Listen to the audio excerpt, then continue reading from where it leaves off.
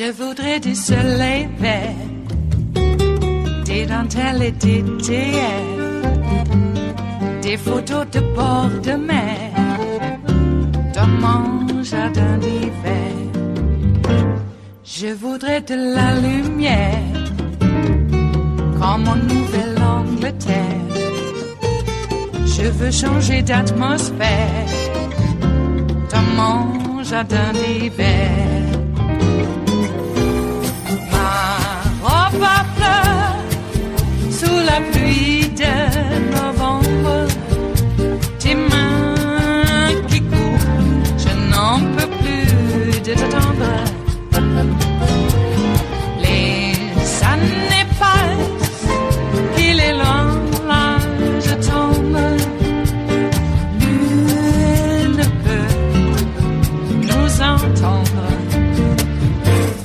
Je voudrais du Fred Astaire, revoir un latte. We have some disturbing video of a congressional hearing again tonight that you really need to see, because the most incompetent president in history has appointed the most incompetent cabinet in history. Today, it was Housing and Urban Development Secretary Ben Carson's turn to show what the Trump cabinet does not know.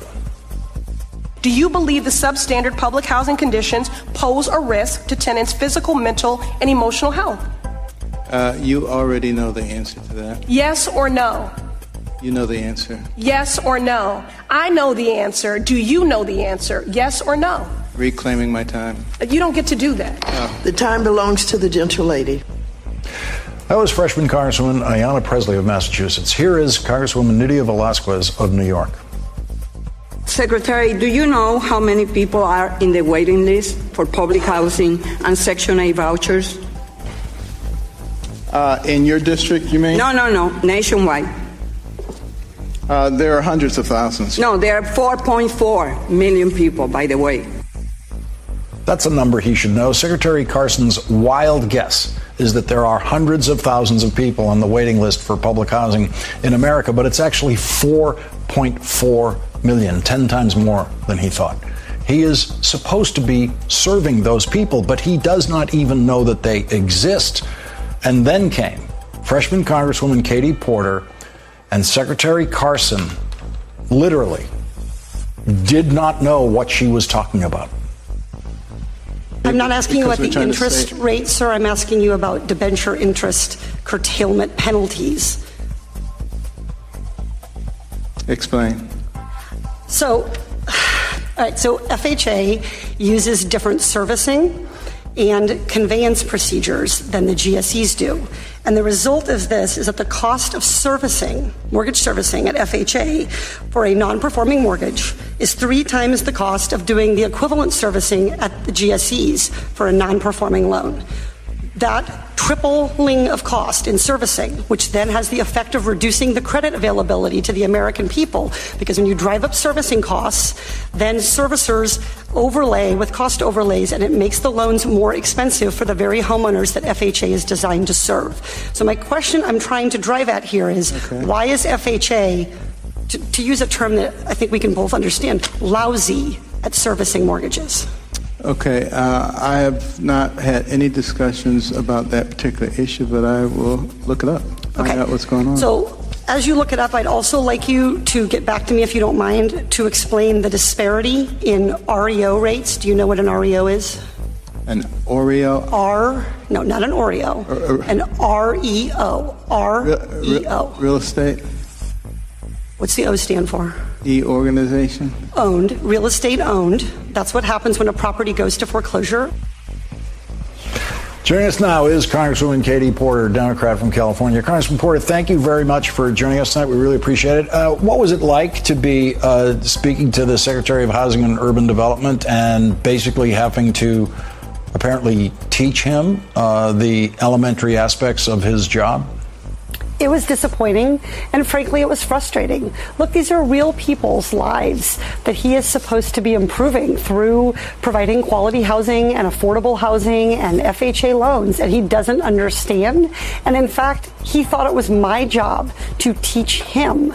You saw the clip where he told me to explain it to him, which I obliged him, but he also told me that I was welcome to come into HUD and explain everything to him and his staff. And this is not my job, it's his job, and I really wish he'd take it seriously for the sake of the American people. Well, we had reports just within this week that he has illegally spent $8,000 on a dishwasher for his office, $40,000 in china and dishes and different things for a dining room at his office. And so that clearly demonstrates a real attention to things like that in his office. But I listened to a lot of the testimony throughout the hearing, not just his answers to you. I couldn't find anything that the secretary actually knew anything about in what is his jurisdiction. No, I think he literally gave zero competent answers today. I think this was, and there is competition for this, as you know. Yes. But I think this was the worst performance that I have certainly seen to date in financial services, and just incredibly disappointing. I mean, there are people who are facing foreclosure, people who are facing homelessness, people who are on wait lists for low-income housing. I represent Orange County, California, and we have a real affordable housing crisis in coastal California. And our HUD secretary has made very clear that the only details he cares about are the details that affect his life, the price and functioning of the $8,000 dishwasher. What should the HUD secretary be doing for your district? The HUD secretary should be addressing the affordable housing issues that we're facing. So I spent over a decade studying families in foreclosure, and even in a strong economy like this, even with low rates of unemployment, some families are still going to get in trouble. They're going to become disabled. They're going to fall behind on their mortgage loans. He should be making sure that when families fall behind, that his agency, FHA, is doing its job of assisting borrowers and helping them get back on their feet to stay in the houses if they can. And if those houses do have to go to foreclosure, making sure that he's minimizing the losses to the taxpayers and to the banks and ultimately to the American borrowers and public that FHA is supposed to serve. It is Wednesday, the 22nd of May of 2019, and you are in West Coast Cookbook and Speakeasy. I am your chef de cuisine, Justice Putnam, and our daily special is Smothered Benedict Wednesdays. Will no one rid me of this priest? Look it up, folks. Look it up. Well, my gosh. Of course, that was Katie Porter, mostly at the top, with some other women in Congress putting Ben Carson through his paces. Wow, that guy had such great hands. What was his book called again? Miracle Hands? I can't remember. All the brains are in his hands, and I guess being a brain surgeon doesn't necessarily mean that you're an expert on anything else. Really. Apparently, Ben Carson proves the theory that being a brain surgeon is really nothing more than being an athlete. You're good at a physical task, and that doesn't necessarily mean you should be HUD director. Has this guy never bought a house before? I mean, my God. He was sitting there like he doesn't know anything about real estate, and apparently he doesn't. Maybe his wife did all the purchases and signed the contracts because all of his brains are in his hands. All right. Well, he was put through his paces, and the problem with a condescending fool like Ben Carson is that if you try to give him a lesson on REOs, he'll just condescendingly demand a glass of milk. That's right. And wants to reclaim his time. Yeah, Auntie Maxine didn't like that, not one bit. Just saw some news that for the second time this week, U.S. fighter jets were scrambled over Alaska to chase some Soviet. It feels like it. Some Russian jets who had violated our airspace. The second time this week. Have you heard about it? No, because we're supposed to be getting along with them. Okay. Trump rattling sabers with Iran? Yeah, well, those Russian jets flying around Alaska, incursion into our airspace, chased away by our military jets. Maybe that's a little bit of saber rattling by Vlad, letting Donnie know, hey, wait a second, did I tell you that you could do that? I still can't get over the news about Rusal and Kentucky. Rachel last night laid it out in very comprehensive terms. We had reported, obviously, about this transaction earlier in the week, and I still can't get over it. I wonder, in some ways, are Nancy's hesitancy about pushing even an impeachment inquiry has something to do with the extent of the whole of the GOP compromised. Now, it's been stated that she'd like to have more than just an Amash coming out for impeachment. She wants it to be more bipartisan. Of course, I remember all sorts of bipartisan agreements that were absolutely ignored. How many people in Congress voted to see the whole of the Mueller report? Yeah, every single one, except I think one in the House. Where's that gone? To the Senate, where the Grim Reaper kills everything. Mitch. Cocaine Mitch. And he's campaigning on that. He's got T-shirts that say Cocaine Mitch like it's supposed to be a joke. The GOP and the whole of the right wing get what they want, and the Democrats just want to get along. And do we? Never. Never. And I love how Trump says, oh, Obama was never treated like I'm treated. 100 subpoenas. There were 100 subpoenas issued during, for Obama. Okay? Because they were trying so hard to find something, a blow job, something. Even like, I don't know, an illegal contribution from a used car dealership in Chicago. They were looking for anything and everything and couldn't find anything. But Trump wants to gaslight. Well, let's be clear. He's not really gaslighting us. And he can't really gaslight his base. His base will believe anything they want. And if it's something bad about the black guy, it doesn't matter. They still don't believe that Obama is an American citizen. They still don't. What's on the rest of the menu? In the Bistro Cafe of West Coast Cookbook and Speakeasy, a Senate hearing on agriculture and climate change featured a lot of industry speakers, but not one climate scientist. Because when you're talking about agriculture, you got to get in a silo, right? House Minority Leader Kevin McCarthy ignored national security risks to help a campaign donor. And ICE just reached a disturbing record as it brazenly exceeds limits set by Congress. Lawless much?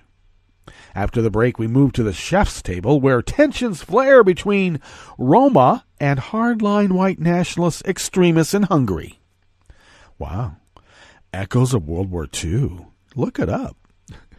And the South Africa Justice Minister said that the Mozambique ex-finance minister will be extradited home instead of to the United States, where he faced charges in a $2 billion debt scandal. All that and more on West Coast Cookbook and Speakeasy. Bon appetit.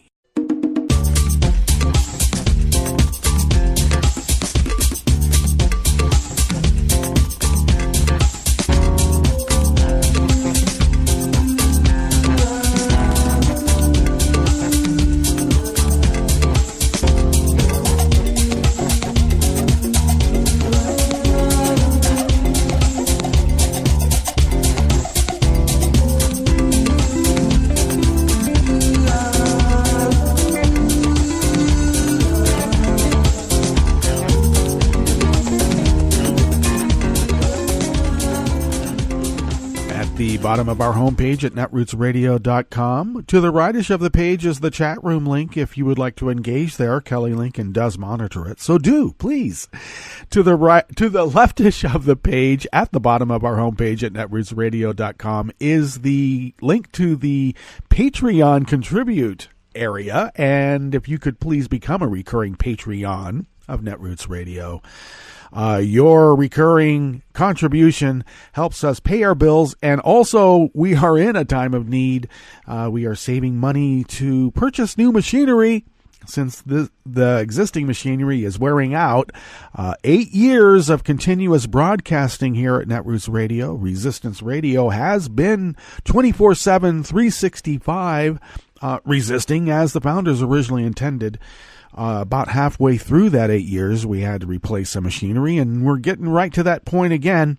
So we would like to have them replaced before they go completely kaput, because there's still a little bit of life to eke out in them, even if they can't continue as the workhorses that they have been workhorsing for so long. So thank you for your generosity. Look, if you could afford a latte, espresso type coffee drink once a month, that goes a long way to helping us. And you'll feel better too. All right. Thank you once again for your generosity. If you would like to follow Netroots Radio on Twitter, it's simple. Just go to @Netroots Radio. Tom takes care of that, and he made it simple. Thank you, Tom. Follow me on Twitter at Justice Putnam. I post the show notes and links diary on Daily Co's about 10 minutes before showtime, and then get that out into social media. And if you would like to follow the show on Twitter, do so at Cookbook West. Pick up podcasts by way of Spreaker, Stitcher, TuneIn, iHeart, iTunes, YouTube, and really wherever podcasts can be found. All right, this first offering here on the Bistro Cafe of West Coast Cookbook and Speakeasy is out of Think Progress by E.A. Crunden. You know, it looks like Big Beef has a really big beef with the New Green Deal and government regulation. A Tuesday Senate hearing reviewing the impact of climate change on agriculture featured a strong defense of the industry at a time when the role of the sector in contributing to global warming is under growing scrutiny. The morning panel, hosted by Senate Agriculture, Nutrition, and Forestry Committee, indicated that lawmakers on both sides of the aisle are growing more willing to engage with the connection between agriculture and climate change. But the hearing also outlined the resistance climate advocates are likely to face from members of the sector, along with Republicans in the upper legislative chamber. You know, where everything goes to die. Opening the hearing, Chairman Pat Roberts, a Repug of Kansas, struck a conciliatory note acknowledging climate change and calling for solutions, but he also argued that no single silver bullet solution exists for addressing the crisis and offered a preemptive defense of farmers and ranchers. If farmers are hindered from using existing technologies and research, we can expect an economic result that is at least more costly and at worst unsustainable for our farmers. Remember when you guys didn't listen to agriculture experts back in the day, and then they had the Dust Bowl and a bunch of farmers had to move to California? The four-speaker panel was dominated by industry ties with an emphasis on livestock. No climate scientists spoke on the panel. Experts say a significant amount of research and data has established the relationship between agriculture and global warming. Around 8% of U.S. emissions come from farming, with some 42% of those emissions generated by animal agriculture. Much of that, in turn, is due directly to the animals themselves. Cows, for example, produce methane when they burp. That's a lot of burps. And I got to tell you, I don't think it's just the burps. Okay? I've been around some cows. Panelists veered away from those findings. Debbie Lyons Blythe, a Kansas cattle breeder who has won praise from the chemical company Monsanto touted the positive story of U.S. beef, arguing that the industry embraces climate-friendly practices. Another speaker, Frank Mitloehner, a livestock expert and professor at the University of California, Davis, also took aim at efforts to introduce meatless Mondays and other attempts to scale back U.S. meat consumption. He slammed a 2016 report that emphasized the link between agriculture and climate change, arguing that this myth is one of the chief reasons we are advised to eat less meat. Hey, buddy, look up the Dust Bowl, okay? Climate change, bad practices in agriculture, lose the topsoil, lose your farmers. Other panelists similarly defended farming from scrutiny over climate impacts. When we talk about stewardship of the land, there is no one better than the American farmer, said Matthew Rezek, a fourth-generation Nebraska farmer who grows corn and soybean crops that he'll stop growing because China's going to take it over now. Tom Vlesak, a former head of the U.S. Department of Agriculture during the Obama administration and now represents the U.S. Dairy Export Council, touted the dairy industry's improvements on greenhouse gases while calling for a move towards net zero emissions as an economic necessity. Lawmakers and panelists alike touted technological advancements and innovation as a preferred approach to addressing emissions and other climate issues relating to agriculture. In particular, speakers and several Republican lawmakers took aim at government regulation, including the new Green Deal. The resolution calls for the U.S. to rapidly mobilize within a decade to achieve net zero emissions. Green New Deal supporters have singled out agriculture as a leading source of emissions, something that has sparked pushback from the sector as well as from Republicans, because money doesn't talk, folks, it swears. How can the businesses and the producers that you represent coexist in a world where the Green New Deal would be implemented within 10 years? Joni Ernst asked Vilsack. The former secretary avoided the question, instead touting technological advancements as an opportunity to move towards net zero emissions. We don't have the science yet, but we will develop it. So in the meantime, let's do nothing.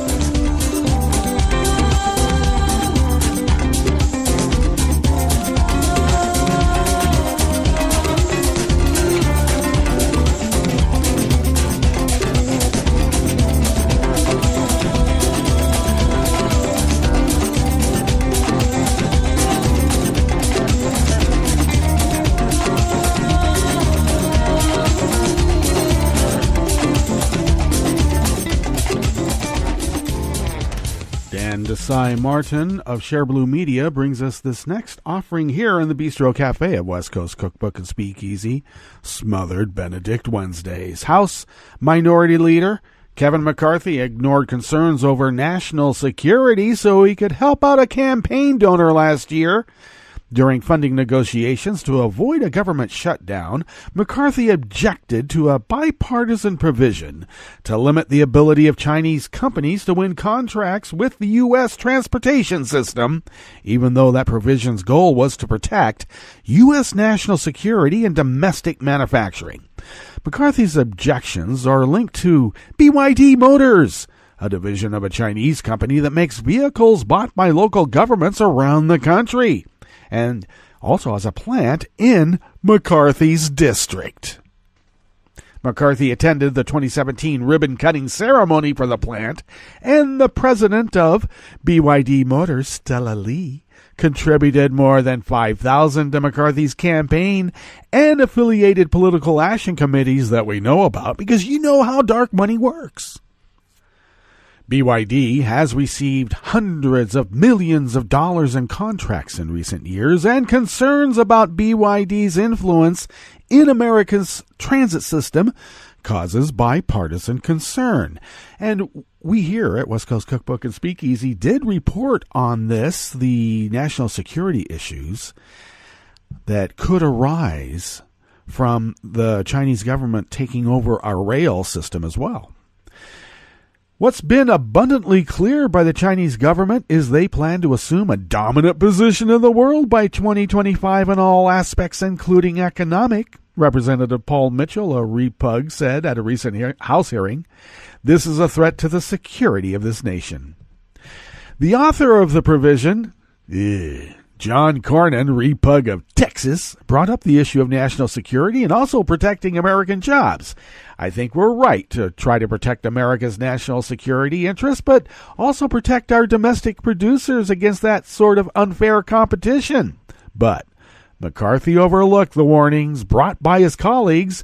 In the end, other members relented to McCarthy's demands out of fear he would derail the funding bill and plunge the country into another government shutdown. Wow, I'm going to shut the government down so the Chinese can take over our economy.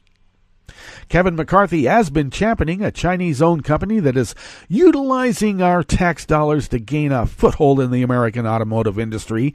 Scott Paul, president of the Alliance for American Manufacturing, said, "This is a company that is clearly championed by the Chinese government, that has ambitions to dominate the global auto market. And so giving a foothold to it in the American transit market seems to be a really risky proposition. But when it comes to choosing between American national security or a campaign donor, it looks like McCarthy is more loyal to the green than to the red, white, and blue."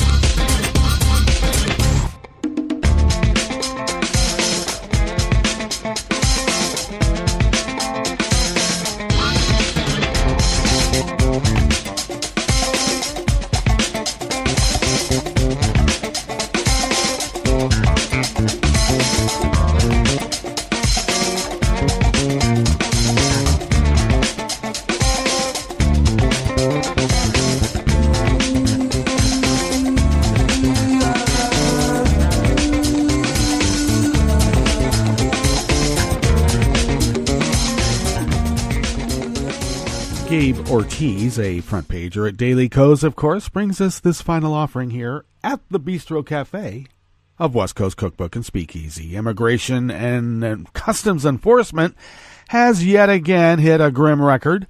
The Unshackled agency now has 52,398 migrants in custody, a direct result of the Trump administration policies making just about any undocumented immigrant here a priority for deportation. ICE is also jailing a record number of people in defiance of limits set by Congress. ICE had requested funding for 52,000 detention beds, but Congress in February agreed to fund a daily average of around 45,000 beds till the end of September. However, the Trump administration has the authority to expand the number of beds by transferring money to ICE from other security programs. Wow, I thought Congress controlled the purse strings. Silly me. The agency told Congress in October that the average daily population was over 44,000, approximately 4,000 more people than Congress had funded. ICE refused to say where the extra money was coming from, but there's plenty of clues to answer that question. Now, as the Trump administration has yet another migrant child's death on its hands, it's again going beyond congressional limits to jail even more people. This new record continues ICE's now historical habit of ignoring congressional limitations on its budget and unilaterally increasing its detention bed space. And that was Migration Policy Institute analyst Sarah Pierce. She said and continued, the fact that ICE has rather brazenly now exceeded 52,000 individuals in custody should raise red flags in Congress. This is a threat to Congress's power of the purse. Well, once Mitch McConnell hears about it, any concerns will obviously die. Okay, let's get to our break, and when we come back from that break, we are going to go through weather from around the world and finish up with the stories that we have curated for you today. You are listening to West Coast Cookbook and Speakeasy, and we will be right back. You are listening to netrootsradio.com. Please hang up and try again.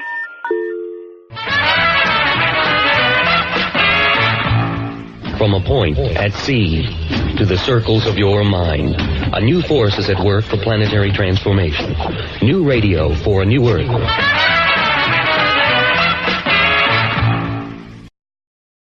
This is Take Two Movie Review. I'm Mike Friend. This week, Middle-earth, or at least Middle Ground. Released most likely coincidentally with the culmination of the Game of Thrones phenomenon, the movie Tolkien takes us back to where it all started, as it's a fair conjecture that without his Lord of the Rings and The Hobbit, interest in fantasy at the level we've seen may not have ever happened. Tolkien is a biopic, a necessarily fraught formula. This one picks up with the action in the bloody trenches of World War I, a known influence on the author, and returns there frequently as we are familiarized with his early life, which includes being orphaned at an early age with a brother who somehow disappears from the narrative here. We see him form a circle of friends at school, meet his love interest, and witness his budding affinity for language. Into all this, director Dom Kierakowski, a major Tolkien fan himself, carefully weaves in subtle and not-so-subtle references from the literary works, which were met with satisfied-sounding sighs, at least from the audience I was with. How this really helps the movie, though, is another question. Tolkien's friends may have been a fellowship. Edith, his love interest, probably was enamored of Wagner's Ring cycle, and those scenes are among the movie's best for different reasons, and maybe the trenches did inspire Mordor,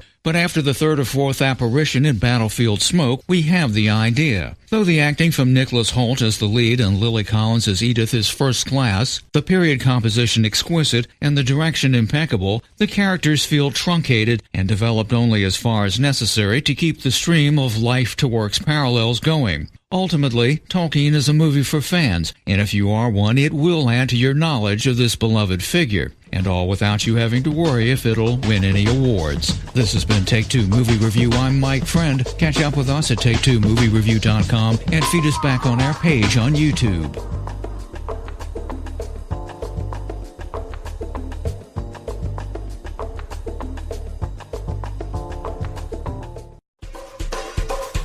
This is Scientific American's 60-Second Science. I'm Christopher Intagliata.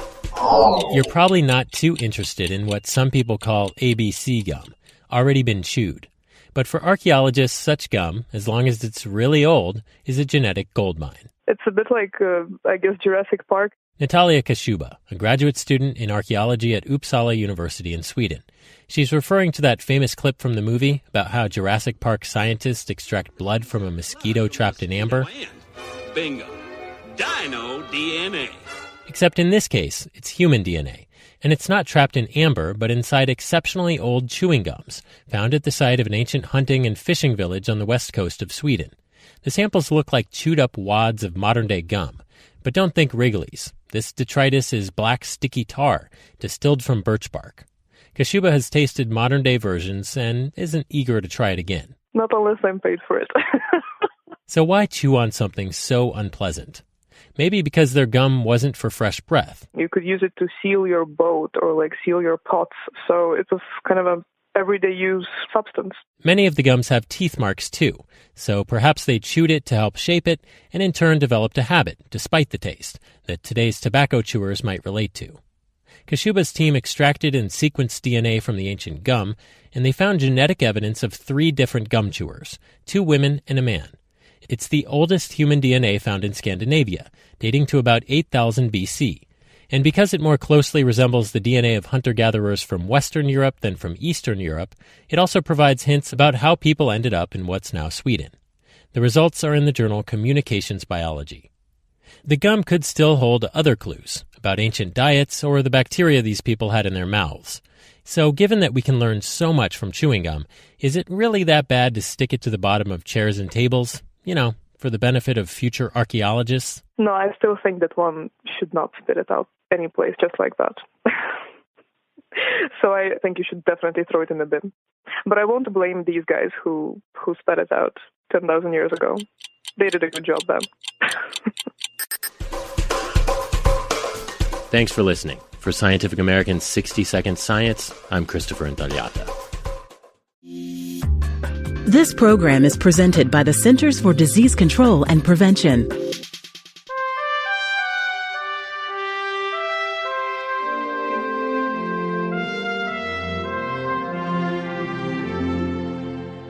Welcome to A Cup of Health with CDC, a weekly feature of the MMWR, the Morbidity and Mortality Weekly Report.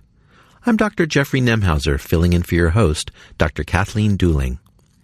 As the U.S. population ages, more people are at risk for injuries. The largest percentage of injury-related deaths among this group are caused by falls. Elizabeth Burns is with CDC's National Center for Injury Prevention and Control. She's joining us today to discuss ways to prevent injuries and deaths from falls among senior adults. Welcome to the show, Elizabeth. Thanks for having me. Elizabeth, what are some of the more common consequences when a senior adult falls? Well, first, it's important to note that falls are incredibly common. More than 1 in 4 older adults will fall in a given year. Common consequences include loss of independence and an increased fear of falling, as older adults are afraid to do the same kinds of activities they were doing before.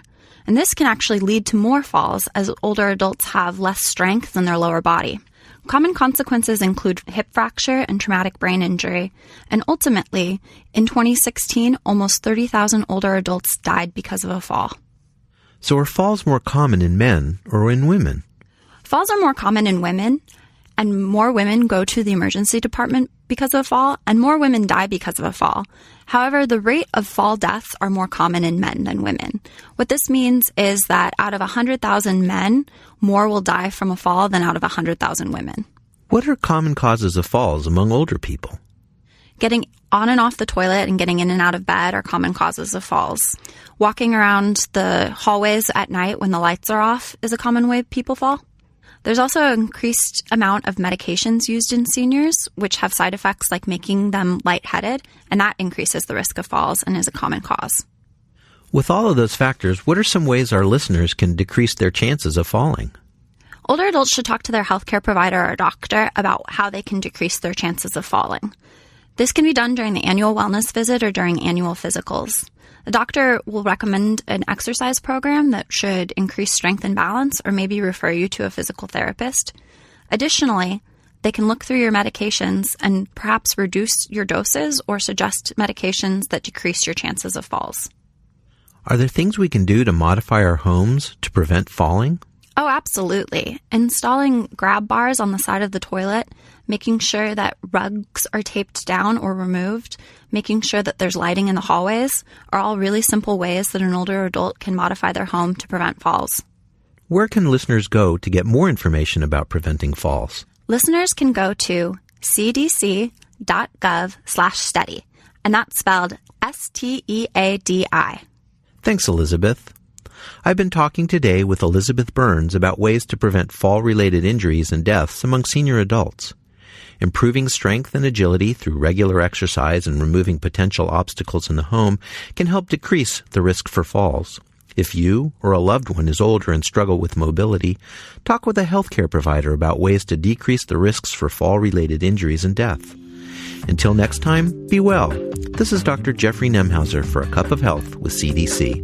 For the most accurate health information, visit cdc.gov or call 1-800-CDC-INFO. This program is presented by the Centers for Disease Control and Prevention. Heart disease and stroke can be catastrophic. They're leading causes of death, disability, and healthcare spending in the U.S., yet they're largely preventable. Alarmingly, heart disease and stroke are taking a toll on middle-aged adults 35 to 64, with over 800,000 deaths and hospitalizations in 2016. Million Hearts is a national initiative focused on preventing 1 million heart attacks, strokes, and other cardiovascular events by 2022. Coordinated actions by Million Hearts partners in communities, healthcare, and public health will keep people healthy, optimize care, and improve outcomes in populations at risk. Everyone has a part to play. Focus on the ABCs of heart health. A. Aspirin use when appropriate. B. Blood pressure control. C. Cholesterol management. And S. Smoking cessation. To learn more, visit cdc.gov/vital signs. For the most accurate health information, visit cdc.gov or call 1-800-CDC-INFO.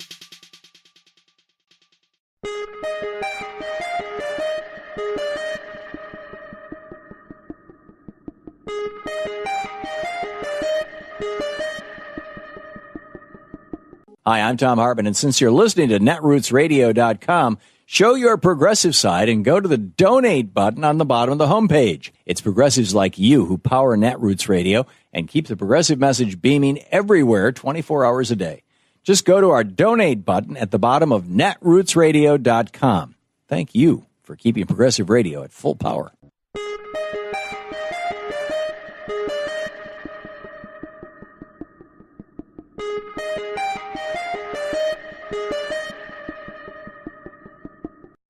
I'm Rick Smith, and this is Labor History in 2. On this day in labor history, the year was 1895. Labor organizer Eugene V. Debs began a 6-month prison sentence in Woodstock, Illinois.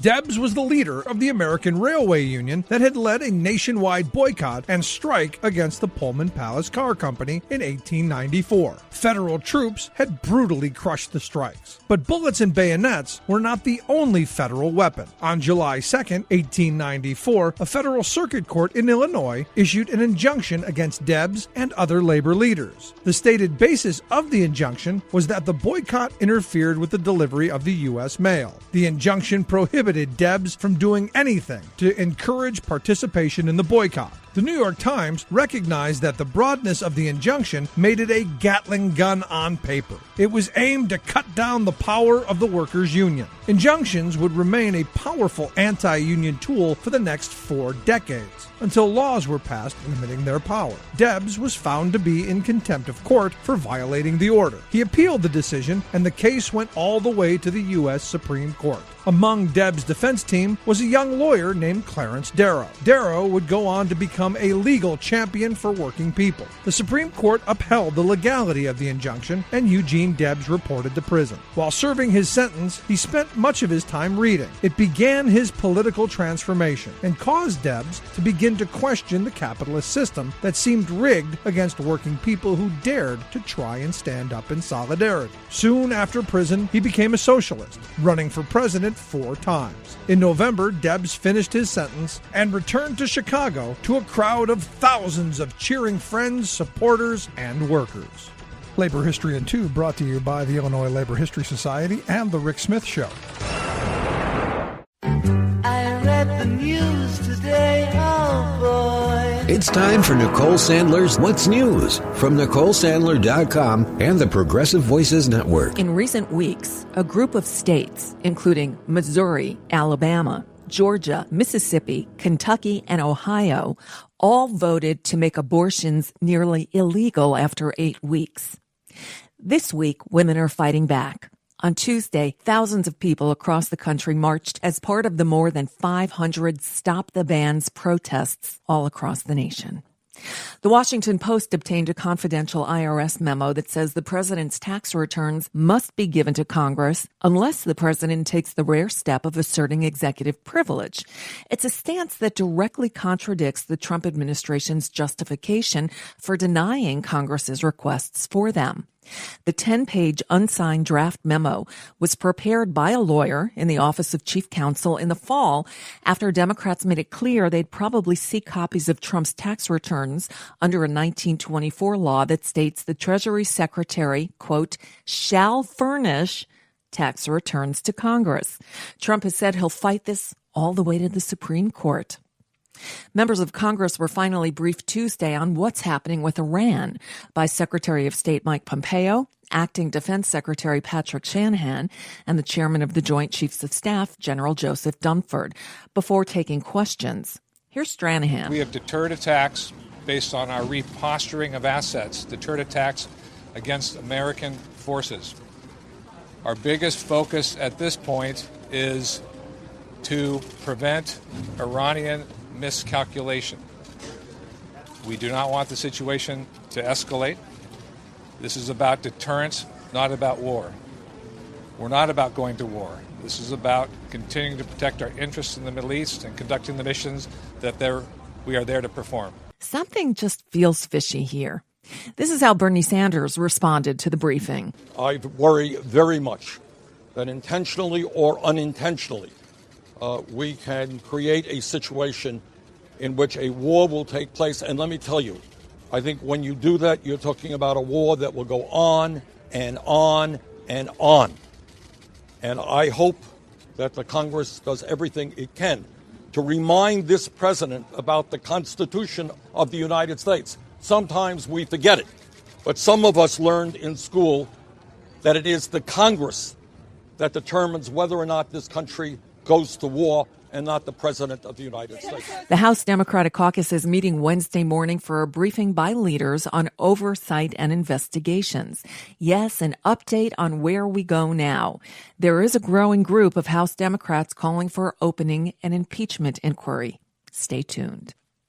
Housing and Urban Development Secretary Ben Carson was on Capitol Hill Tuesday for a hearing in the House Financial Services Committee, where he had a tough time answering what should have been easy questions regarding his job. California's Katie Porter took Carson to school. As you look it up, I'd also like you to get back to me, if you don't mind, to explain the disparity in REO rates. Do you know what an REO is? An Oreo? No, not an Oreo. An REO. REO. Real estate? What's the O stand for?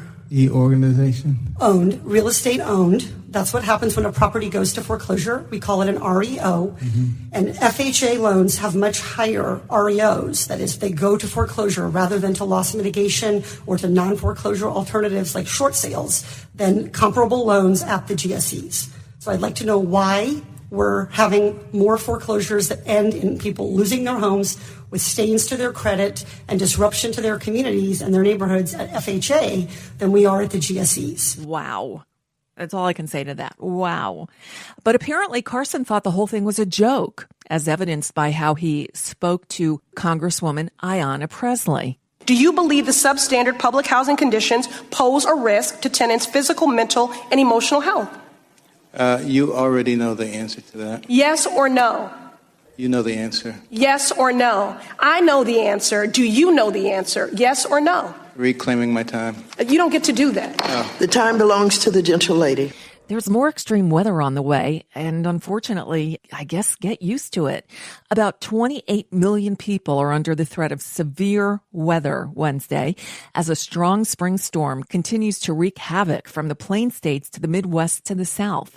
There have been at least 130 reports of tornadoes over the last 5 days. This seems to be our new normal until things get even worse. A new study published by the Proceedings of the National Academy of Sciences concludes that global sea levels are rising much faster than previously estimated, potentially jeopardizing several major cities, including New York and Shanghai.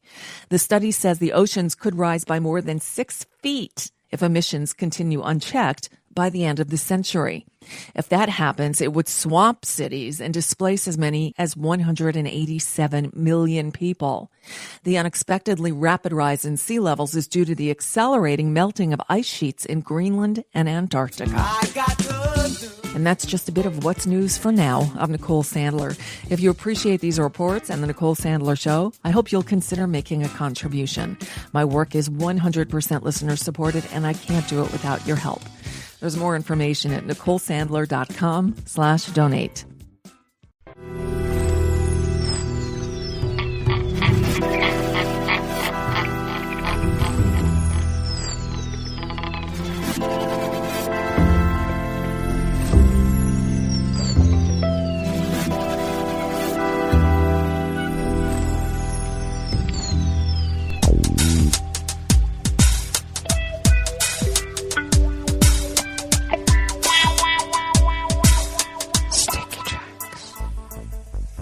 Thank you for accompanying us here to the chef's table at West Coast Cookbook and Speakeasy, Smothered Benedict Wednesdays. We always begin weather from around the world along the banks of the Rogue River in the Rogue River Valley of Southern Oregon on the west coast of the continental United States of America, where it is currently 51 degrees Fahrenheit.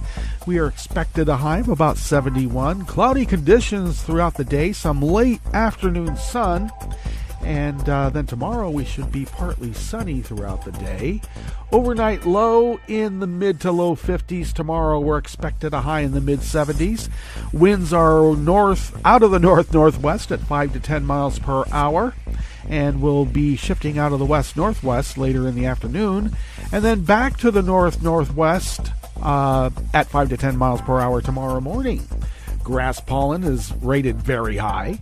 The air quality index is rated good at 13 parts per million, and the daytime UV index has ticked up to the very high range at 8. Barometric pressure is rising at 29.75 inches. Visibility is at 8 miles, and relative humidity is at 92%.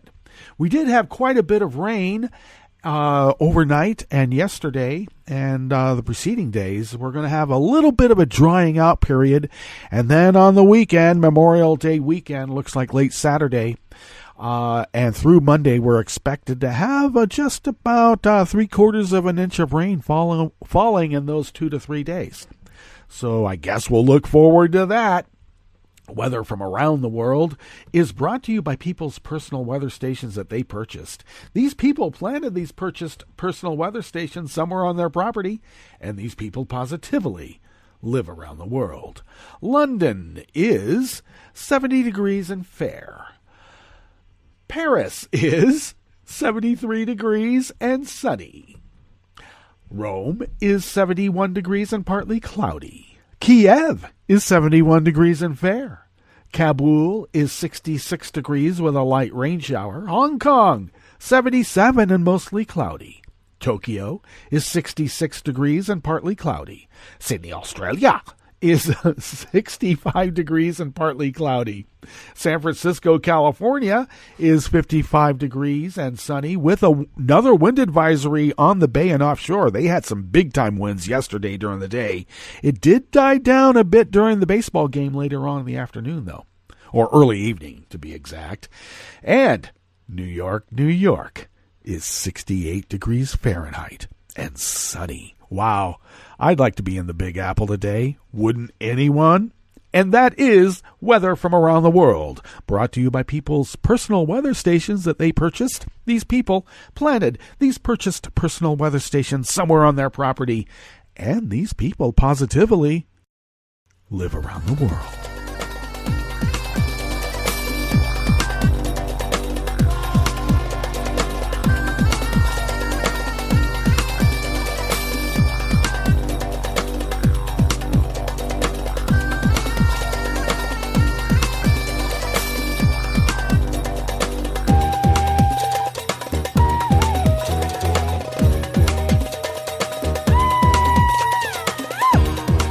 Anonymous worker bees at Reuters bring us this first amuse-bouche here at the chef's table at West Coast Cookbook and Speakeasy.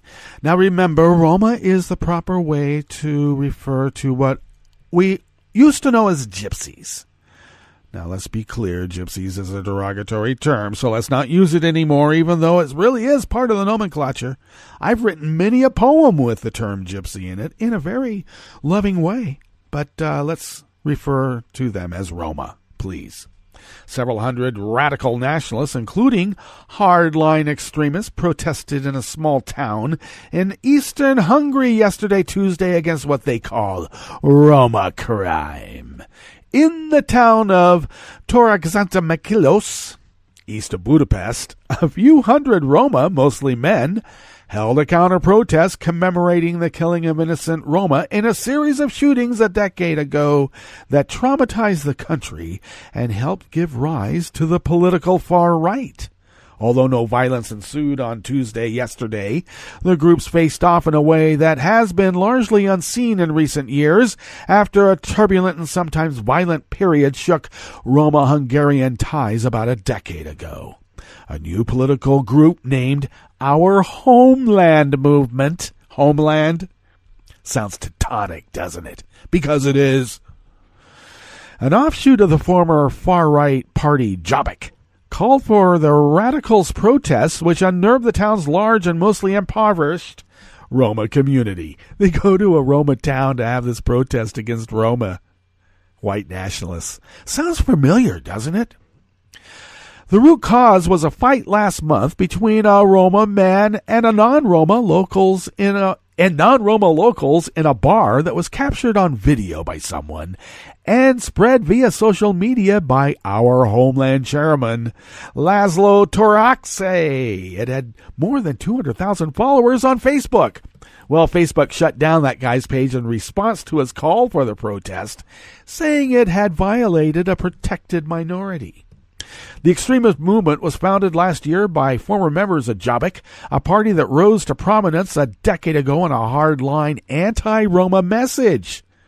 They come from the Muslims, they come from the Roma, they come for I don't know, you?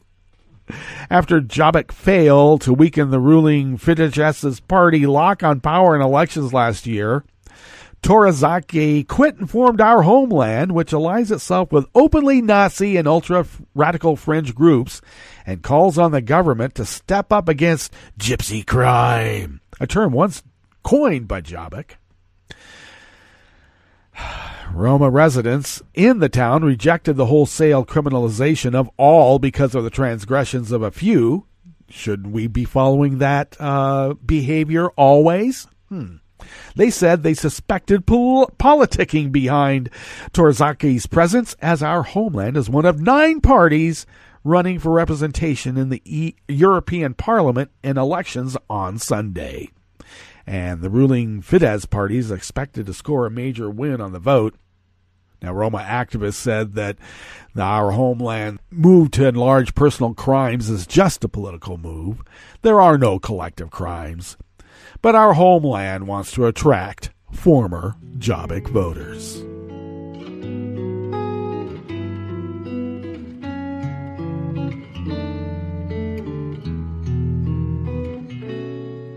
Je te donne ce mon amour pour la vie entière. La promesse de me trouver à tes genoux. Aussitôt que tu m'appelles, rester toujours fidèle. C'est tout, c'est tout. Je te donne tous mes printemps, mes étés de mer. Mes automnes, quand les feuilles tombent partout.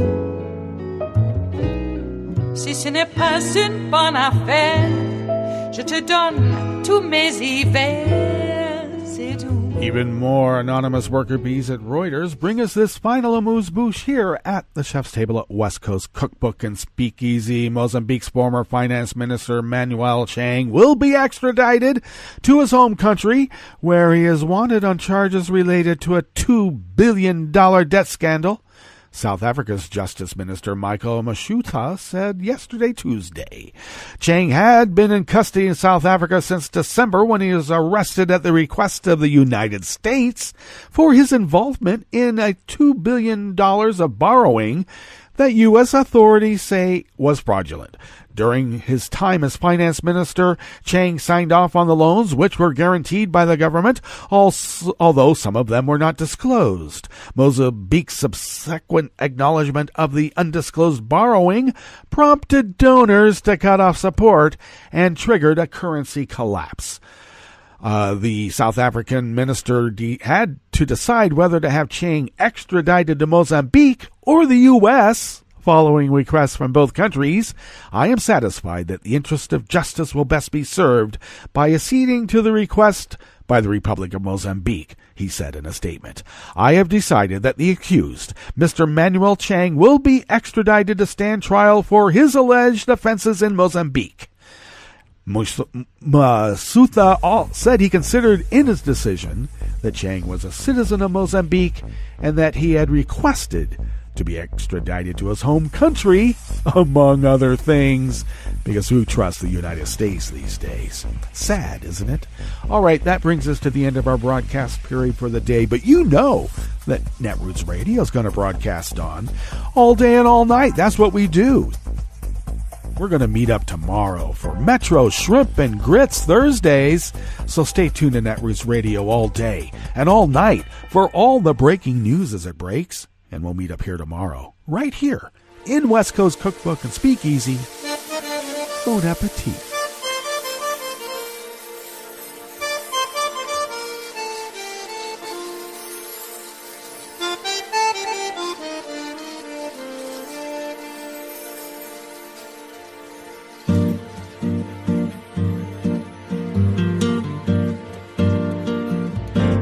Je voudrais du soleil vert, des dentelles et des théières, des photos de bord de mer, dans mon jardin d'hiver. Je voudrais de la lumière, comme en Nouvelle-Angleterre. Je veux changer d'atmosphère, dans mon jardin d'hiver. Robe à fleurs, sous la pluie de novembre, tes mains qui courent, je n'en peux plus de t'attendre. Les années passent, qu'il est loin, là je tombe. Nul ne peut nous entendre. Je voudrais du Fred Astaire, revoir un latte Goël. Je voudrais toujours te plaire, dans mon jardin d'hiver. Je veux déjeuner par terre, comme aux langues de golfe clair. T'embrasser les yeux ouverts, dans mon jardin d'hiver.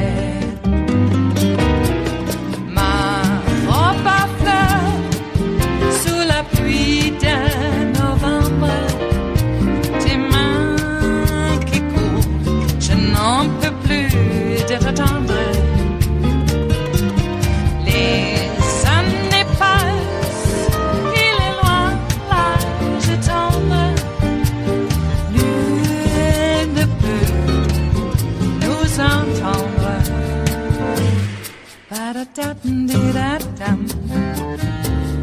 Ba-da-da-dum-di-da-dum. Ba-da-da-dum-di-da-dum. Dans mon jardin d'hiver. Ba-da-da-dum-di-da-dum. Ba-da-da-dum-di-da-dum. Ba-da-da-dum-di-da-dum. Dans mon jardin d'hiver. Dans mon jardin d'hiver.